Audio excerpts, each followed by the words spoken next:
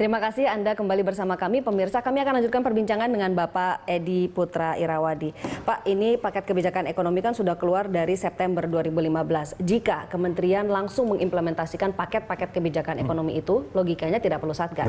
Tapi sekarang Satgas ada. Apakah artinya kementerian memang tidak mampu mengimplementasikan paket kebijakan ekonomi? Gini, ada peraturan yang memerlukan sinergitas.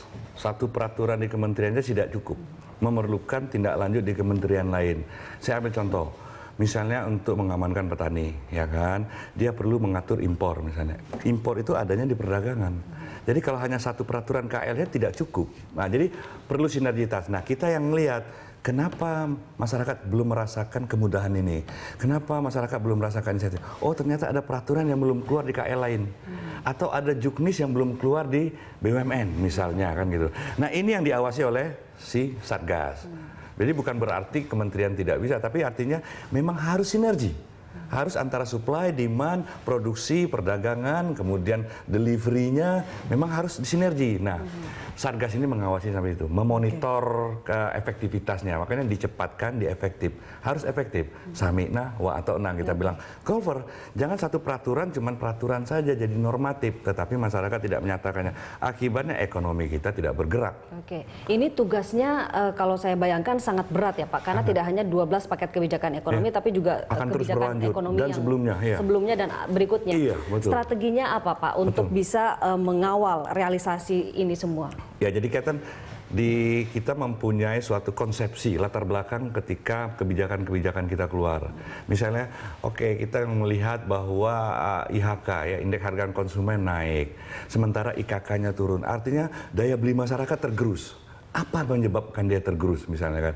Ada distorsi antara supply dan demand, ada kesenjangan. Kita masuk. Misalnya memasuk dengan mempercepat supply. Atau menurunkan demand-nya jangan berlebihan, atau nilai tukarnya, atau memberikan kreditnya. Berarti seperti pemadam kebakaran dong Pak? Enggak, melihat jadi ada yang tidak beres, jadi kita udah punya konsep dulu.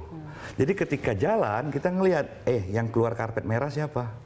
Masuk, gitu. Jadi bukan kayak pemadam kebakaran, kita membuat fundamentalnya, fundamental ekonominya, konsepsinya, apa yang mau kita targetkan.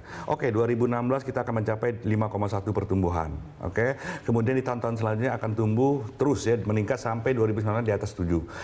Kita inginkan pertumbuhan ekonomi, pertumbuhan daya beli masyarakat harus di atas 5%. Ini karena besar, karena 55% daripada pertumbuhan dikontribusi oleh konsumsi masyarakat. Investasi harus besar, dia hanya ini 32. Kita harus cepat, harus 50 lebih.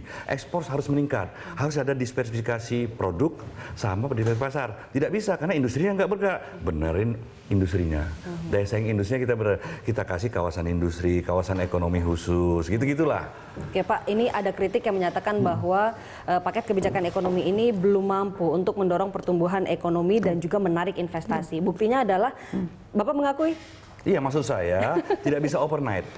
Karena saya bilang dari September Pak 2015 kan cukup lama. Penyakit kalau kita lihat industri kita ini terpuruknya sudah dalam. Yang paling bagus itu adalah 1994, tumbuh di atas 10%. Sekarang 5%. Ya. Artinya distorsinya udah begitu kental sehingga dia tidak bisa overnight. Kita kasih waktu. Gimana? Kita cari duit yang dari tempat lain, dari ekspor, dari wisata, dari jasa-jasa.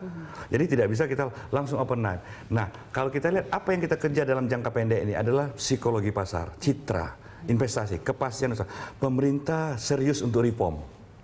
Ke luar negeri kita untuk reform siap. Kalau memang dalam jangka pendek belum berdampak, kapan targetnya? Sangat sudah berdampak, akan maksud saya. berdampak. Kalau kita bilang pemerintah serius untuk reform ya, saya nggak ngelihat ada 2 industri besar Eropa masuk, karena dia yakin pemerintah reform serius. Untuk dalam negeri kita bilang berbisnis itu mudah, murah. Itu dulu kita sampai. Nah, kalau kita lihat ada psikologis yang meningkat, artinya kepercayaan IHK itu naik, indeks konsumen itu naik. IKK-nya naik kan gitu. Oke, berarti dampaknya sudah mulai terasa. Meskipun hanya saya pada contoh level sentimen begitu ya. Logistik Berikat, program pusat logistik. Kita punya itu baru kita introduce ya, baru di paket 3 ya kalau nggak salah. Sekarang sudah mendaftar 12 investor baru. Sebentar lagi kita masuk pusat logistik minyak. Sekarang untuk kawasan ekonomi khusus sudah masuk 248 lebih triliun yang masuk. Oke. Berarti sudah ada terasa ya. Sudah ada hasil-hasilnya. Sudah, tapi masih di level besar. Kita mengharapkan di kecilnya. Baik, Pak Edi, terima kasih banyak atas masukan dan kehadirannya pada malam hari ini. Hangat sekali diskusi kita. Terima kasih banyak Pak. Sukses selalu untuk Anda. Yuk, makasih.